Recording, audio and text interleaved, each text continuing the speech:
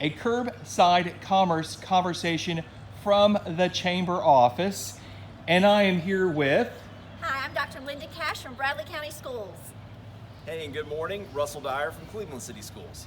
Well, thank you both once again. And some folks are going, well, that's a unique curbside conversation. Well, as you can see, we are continuing to remain socially as far as our distance here, but with a really good conversation to continue to see what's happening and get an update from our kids. And I'll start with you, if that's okay, Sure. Dr. Cash. How's it going?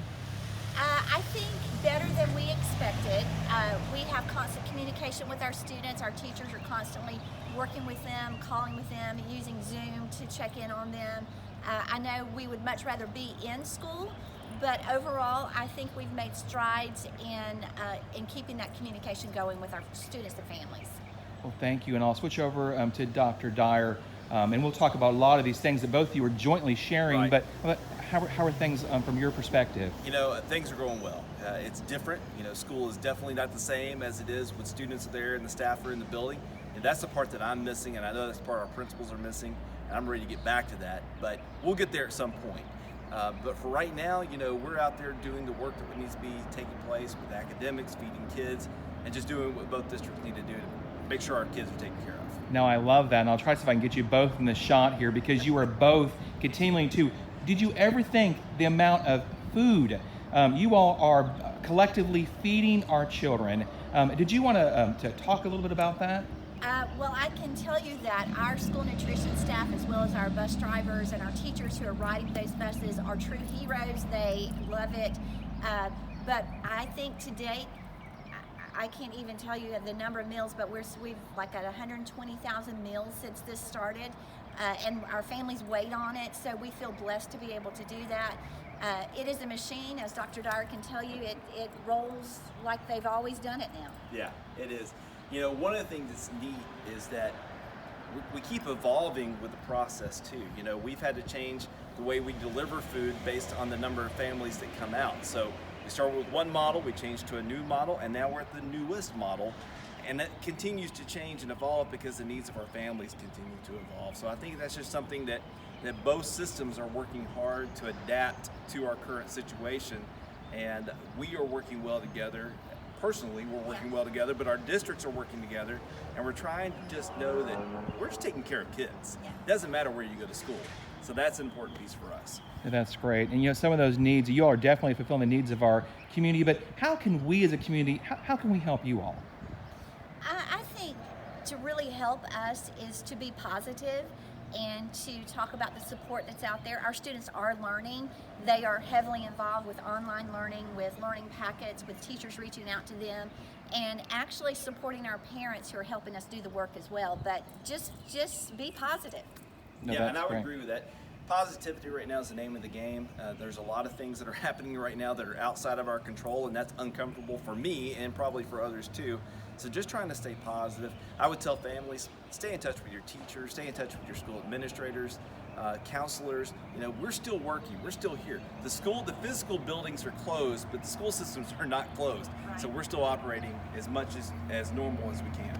Now, you referenced the school buildings are closed, but you all are there. So, and I'll ask you as well, so how is that working, the business component behind the school bell and the school doors? Well, I will tell you that it is a lot of people coming in small groups and working online, working on Google Docs. But it is, our counselors are out there calling students. They are posting information. We are registering students for next year, which is amazing. And so we're looking forward and at the same time taking care. But it's really small groups that are coming in, you know, trying to keep with the social distancing. But I also think that people are excited when they are back together. So we go beyond that school building, most definitely. We do miss our sports, I will tell you that. Absolutely. Absolutely. Now, we've talked about the future and trying to find that positive. Right. The future looks bright. So what are some of the things that folks can continue to do, whether it's a resource today or for a resource tomorrow? I'll start with you Sure. for your school system. Yeah, I think right now, continue to check our websites, check our social media, check emails, because a lot of that's going back and forth. You know, we're just trying to find any way we can connect with families and be creative in that. So just continue to do that. Reach out to us. We're reaching out to you. and just keep that communication alive. And as Dr. Cash said, we're registering for next year right now. So that's on our website. You can find that information. And what is that website again, to remind folks? It's clevelandschools.org, and that's how you can find our information. Thank you. And I know you have actively on Twitter and Facebook. Absolutely. And the same with, Instagram, you name it. Yeah. and the same with yourself. RileyCountySchools.org. You can hop on, click, and start filling out the paperwork right there. So we're excited, looking forward to next year, and also celebrating our seniors as much as we can right now as well. I love it. Now, is there anything else that I might not have asked or that's on your heart that we need to make sure that folks hear the most recent things that are continuing to keep them connected?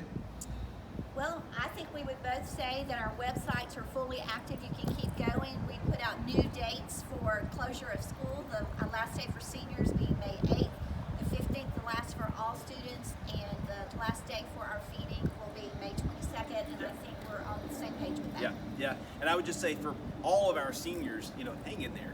We Yes. support you. We know this has not been an ideal senior year, especially the ending of it, but hang in there. We're here to support you, and we're gonna find a way to do graduation and make all those things happen. Well, if I had a cap I'd throw in the air, maybe we should I won't do a cheer, but exactly. But congratulations to who? Class of 2020. Class of 2020. That's right. So we're all in this together, and we're going to continue to figure out as a community. We thank both of you from the Chamber of Commerce and from our community and from our hearts. Stay safe and be well.